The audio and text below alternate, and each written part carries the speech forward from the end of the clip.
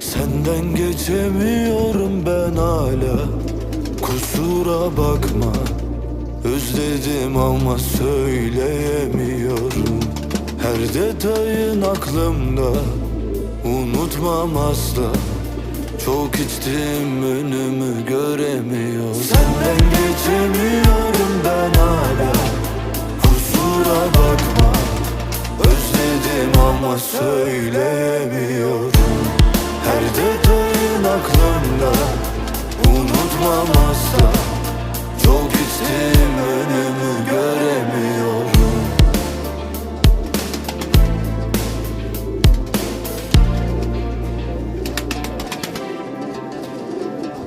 Biz de aynı, her şey öyle bıraktığın gibi. Evet, hala düzeltmedim uyku düzenimi. Ne arayan var ne sor.